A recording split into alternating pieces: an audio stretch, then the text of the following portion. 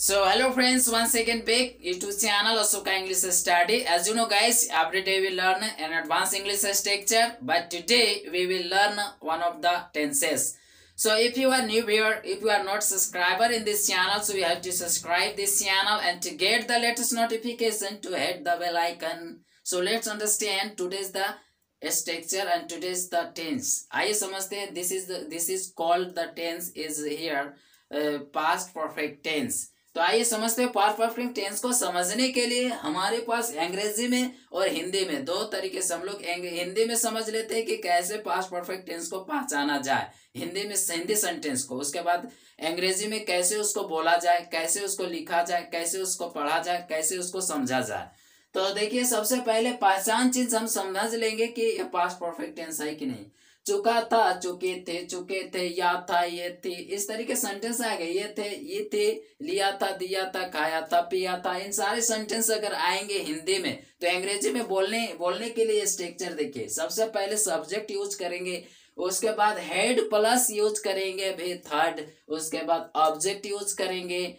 समझिएगा guys, past perfect tense में हम लोग दो टेंस यूज करते हैं। जैसे एक हो गया पास्ट परफेक्ट टेंस, उसके साथ में पास्ट इंडेफिनिट का भी यूज होता है।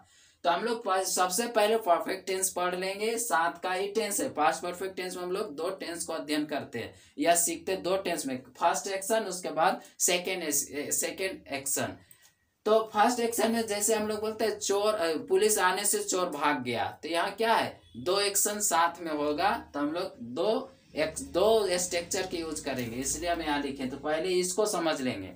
तो देखिए गाइस, यहाँ समझेंगे subject plus head plus third plus object. उसके बाद देखेंगे इसका एग्जाम्पल समझिए। जैसे हिंदी में रहेगा मैं वर्तमान काल पढ़ाया था, मैं वर्तमान काल पढ़ाया था या मैं वर्तमान काल पढ़ा चुका था।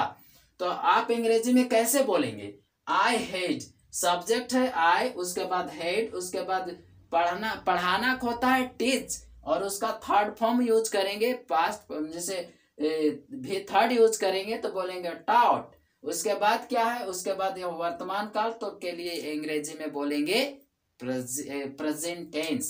तो इस तरीके से बोलेंगे I had taught present tense.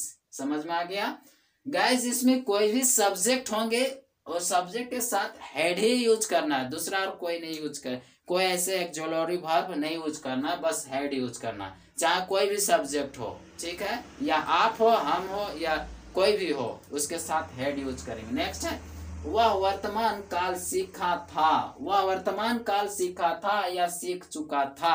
तो अंग्रेजी में बोलेंगे वह के लिए ही, उसके बाद हेड यूज करेंगे और वर्ब का थर्ड फॉर्म। सीखना का होता है लर्न, तो उसका थर्ड फॉर्म लर्न।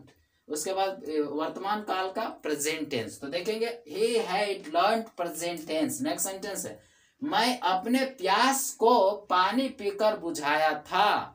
तो जब प्यास लग जाता है तो हम लोग क्या होता है, प्यास को बुझाने के लिए हम लोग क्या करना पड़ता है, पीना पड़ता है, पानी पीना पड़ता है, या कोई चीज ऐसी चीज जो लिक्विड चीज पीना पड़ता है जिससे आपको प्यास बुझने का लायक हो, ठीक है। तो देखिए सब्जेक्ट क्या है, आई या मैं है, तो मैं के लिए आई, उसके बाद हेड यूज करना है। प्यास बुझाना को बोलते हैं गाइस, प्यास बुझाने को बोलते हैं क्वेंच्ड। क्या बोलेंगे, क्वेंच, फिर फर्स्ट फॉर्म क्वेंच और थर्ड फॉर्म यूज करेंगे क्वेंच्ड। तो आई हैड क्वेंच्ड माई थ्रस्ट, अपने प्यास के लिए माई थ्रस्ट, प्यास का मतलब थ्रस्ट होता है, आप सुने होंगे, प्यासे को हुआ थ्रस्टी काउ, इस तरीके से। नेक्स्ट है यहाँ पे I had quenched my thrust by drinking water. Next है आप अंग्रेजी बोले, क्या आप अंग्रेजी बोले थे या आप बोल चुके थे। तो अंग्रेजी में बोलेंगे कैसे, you had spoken English, you had spoken English. So आप अंग्रेजी बोले थे या बोल चुके थे। तो आइए फ्रेंड समझते हैं इसको नेगेटिव सेंटेंस कैसे यूज करना है। तो देखिए आइए समझते हैं। तो आइए फ्रेंड समझते हैं इसका नेगेटिव सेंटेंस कैसे बनाएंगे, कैसे बोलेंगे। तो देखिए गाइस, सब्जेक्ट में जो है ना, सब्जेक्ट के बाद हम लोग हेड यूज करेंगे, और हेड के बाद आपको क्या करना है, हेड के बाद आपको नेगेटिव नॉट लगा देना है, ठीक है। उसके बाद भी थर्ड, उसके बाद ऑब्जेक्ट। तो जहां पे अगर हेड के बाद नॉट लगाएंगे वो नेगेटिव बन जाएगा। तो नेगेटिव बन जाएगा, तो इसके लिए क्या हो जाएगा, मैं वर्तमान काल नहीं पढ़ाया था, यहाँ क्या हो जाएगा, नहीं हो जाएगा, नहीं हो जाएगा। सो नहीं, मैं वर्तमान काल नहीं पढ़ाया था या नहीं पढ़ा चुका था। तो अंग्रेजी में बोलेंगे आई हेड, उसके बाद यहाँ सिर्फ नॉट जोड़ देना, हेड के बाद नॉट तो हेड के बाद not. So I had not taught present tense.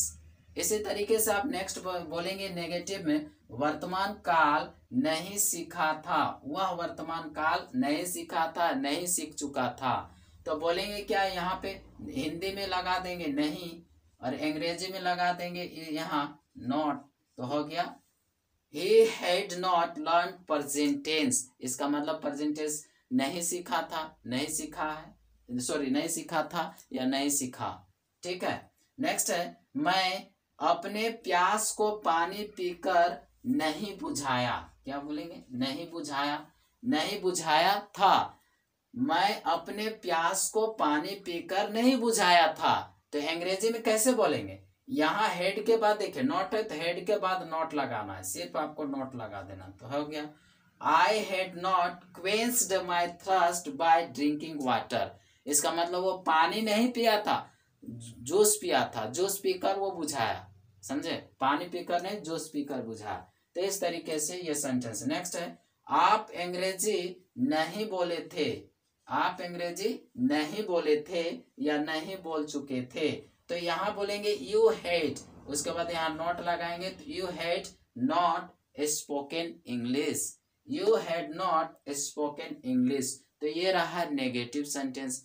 अगर हमको इंट्रोगेटिव बनाना हो इसी टेंस को, इसी को, तो कैसे बनाएंगे, तो ये बनाएंगे इंट्रोगेटिव में, हेड को बाहर रख देना, हेड को बाहर रखना। तो देखिए हेड को बाहर रखना है, नॉट को हटा देना है, अभी नॉट का काम नहीं है। तो यहाँ क्या करेंगे, यहाँ पे हेड को बाहर रख देंगे, स्ट्रक्चर बन जाएगा हेड। ठीक है, हेड, हेड के बाद सब्जेक्ट बोलेंगे, सब्जेक्ट लिखेंगे, तो बोलेंगे हेड। ठीक है, सब हेड यूज